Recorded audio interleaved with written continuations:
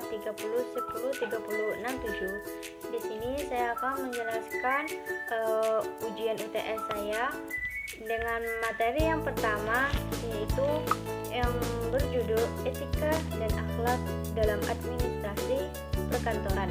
Akhlak adalah sifat bawaan dan kebiasaan yang mendorong seseorang bertindak tanpa pertimbangan panjang dengan sumber nilai dari agama, terutama ajaran Al-Quran dan hadis. Etika dan akhlak dalam administrasi perkantoran adalah seperangkat prinsip moral dan norma berlaku yang memandu profesionalisme di tempat kerja, mencangkup integritas, kejujuran, transparansi, dan tanggung jawab.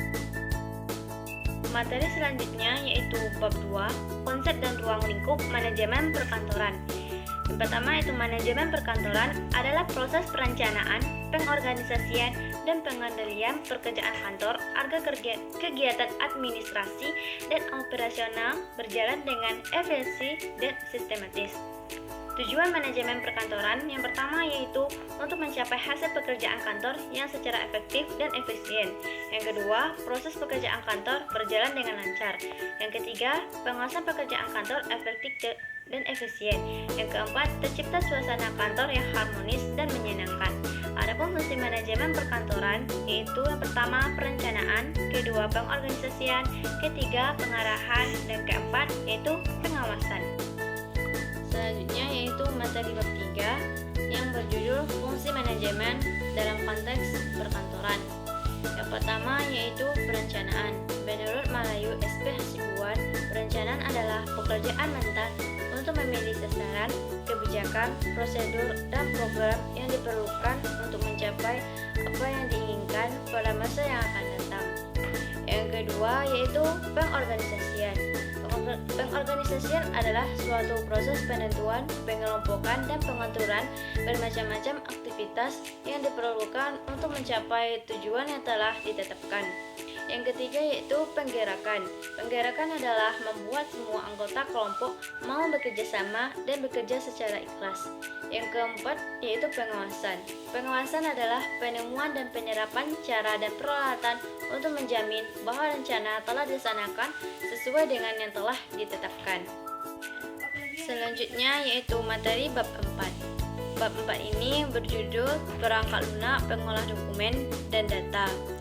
Yaitu yang pertama yaitu macam-macam perangkat lunak. Yang pertama yaitu perangkat lunak sistem, yang kedua perangkat lunak perkantoran, yang ketiga web browser, keempat perangkat lunak pengolah gambar. Manfaatnya yaitu pertama meningkatkan efisiensi kerja, dua mengurangi kesalahan manual, tiga memudahkan akses dan pengolahan data, keempat mendukung pengambilan keputusan, kelima meningkatkan kolaborasi dan komunikasi. Selanjutnya yaitu bab 5. Bab 5 ini berjudul Sistem Arsip Digital dan Manajemen Basis Data. Sistem arsip digital adalah suatu mekanisme pengelolaan dokumen yang sebelumnya tersimpan dalam media fisik, disk konferensi, ke format digital agar lebih mudah diakses. Manajemen basis data adalah salah satu elemen dalam sistem database. DBMS adalah perangkat lunak yang memberi fasilitas yang tersedia dan dapat digunakan untuk melakukan fungsi pengaturan, pengawasan, pengendalian, atau kontrol. Yang selanjutnya yaitu otomatisasi administrasi perkantoran adalah penggunaan teknologi yang bertujuan untuk meningkatkan efisiensi dan produktivitas dalam menjalankan tugas administrasi dan operasional di lingkungan perkantoran.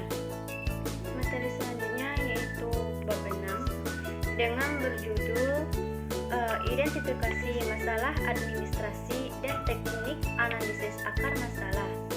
Identifikasi masalah administrasi adalah kegiatan sistematis untuk menemukan, mendeskripsikan, dan memetakan hambatan yang mengganggu kelancaran fungsi administrasi suatu organisasi. Penerapan teknik RCA dalam menganalisis masalah administrasi. RCA adalah suatu metode atau pendekatan sistematis yang digunakan untuk menemukan penyebab utama dari suatu masalah. RCA bukan sekedar mencari tahu apa yang salah, tetapi lebih jauh menggali hal itu bisa salah dan bagaimana cara mencegahnya. Selanjutnya yaitu bab 7 dengan judul Teknik Supervisi Staf Administrasi dan Penyusunan Instrumen Evaluasi Kinerja. Pengertiannya adalah cara atau metode yang digunakan oleh seseorang atasan untuk membantu, membimbing, dan mengevaluasi kinerja staf administrasi. Penyusunan instrumen evaluasi kinerja yaitu dengan melibatkan penentuan tujuan evaluasi yang jelas, penetapan kriteria dan standar kinerja yang objektif, serta pemilihan dan penggunaan metode penilaian yang tepat. Selanjutnya yaitu materi bab 8 yang berjudul Komunikasi Efektif dan Etika Komunikasi dalam Perkantoran. Adalah proses penyampaian dan pertukaran informasi antara pimpinan, pegawai, maupun antara bagian kantor secara jelas, tepat, dan mudah dipahami sehingga tujuan organisasi dapat dicapai dengan baik. Etika komunikasi di kantor adalah tata cara atau norma sopan santun dalam menyampaikan pesan baik tertulis maupun lisan agar tercipta komunikasi profesional, efektif, dan saling menghormati. Selanjutnya yaitu materi bab 9 yang berjudul Korespondensi Resmi dan Etika Komunikasi. Adalah kegiatan saling berkirim surat atau dokumen tertulis antara satu pihak dari pihak lain yang bersifat formal dan berkaitan dan unsur kedinasan organisasi lembaga. Contohnya surat undangan rapat dari kepala sekolah kepada guru-guru. Tujuan dari korespondensi resmi yang pertama yaitu menyampaikan informasi atau secara formal. Yang kedua, menjalin kerjasama antar instansi. Yang ketiga, menjalin bukti tertulis dalam kegiatan administrasi. Yang keempat, memperkuat hubungan profesional antara pihak berkorespondensi.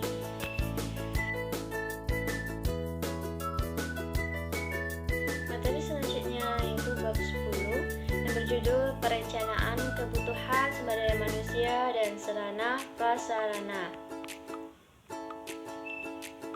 Perencanaan kebutuhan sumber daya manusia dalam mendukung operasional perkantoran merupakan langkah strategis yang dilakukan organisasi atau instansi dalam menentukan jumlah, kualitas, dan distribusi tenaga kerja yang diperlukan untuk mendukung kelancaran operasional kantor. Perencanaan kebutuhan sarana prasarana kantor agar efektif merupakan suatu proses untuk menentukan, mengorganisasikan, serta mengalokasikan fasilitas yang diperlukan agar kegiatan administrasi berjalan dengan lancar. Selanjutnya yaitu materi bab 11 yang berjudul Penganggaran dan Alokasi Sumber Daya Kantor.